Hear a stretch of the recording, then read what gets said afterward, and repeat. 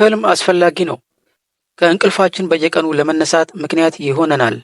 ለህይወታችን ትርጉም ይሰጣል። ነገር ግን ህልም ለስኬት በጣም አስፈላጊ የሆነበት ምክንያት ምንድን ነው? እስቲ እናውራ። ስኬት በድንገት አይገኝም። ህልም በማስቀመጥ ነው የሚጀመረው። ህልም ወደፊት መኖር የምትፈልገውን ህይወት በአእምሮ ውስጥ በምስል መልክ የምታስቀምጥበት ነው። ህልም ካለን ወዴት እንደምንሄድ እናውቃለን። ሁሉም ስኬታማ ሰው መጀመሪያ ህልም ነበረው።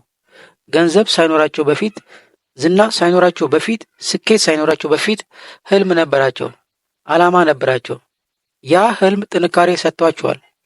በጀመሩት እንዲቀጥሉ አስችሏቸዋል፣ ምንም እንኳን እንቅፋት ቢያጋጥማቸውም። ስቲቭ ብሩስ ሰዎች በቀላሉ ኮምፒውተርን መጠቀም እንዲችሉ ህልም ነበረው። ኤለን መስክ ወደ ማርስ መጓዝ አልሞ አሳክቷል። ኦፕራ ሌሎችን ለማነሳሳት አልማ አሳክተዋለች። ሁሉም የተሳካላቸው ህልማቸውን ተከትለው ነው። ራሳቸውንም ዓለምንም የቀየሩት። ህይወት ውጣ ወረድ አለው። ችግሮች በየጊዜው ይገጥመናል። ልንሰላች፣ ጉልበታችን ሊሟጠጥ ይችላል። ነገር ግን የያዝነው ህልም ትልቅና ጠንካራ ከሆነ መጓዝህን ትቀጥላለህ።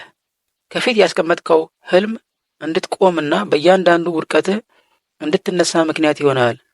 ህልም በተጨማሪ እንደ ሰው እንድንሻሻል ይረዳል።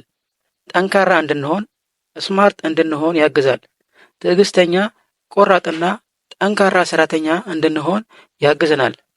ህልምህ አንተን ብቻ አይደለም ይጠቅምህ፣ ሌሎችንም ትጠቅማለህ።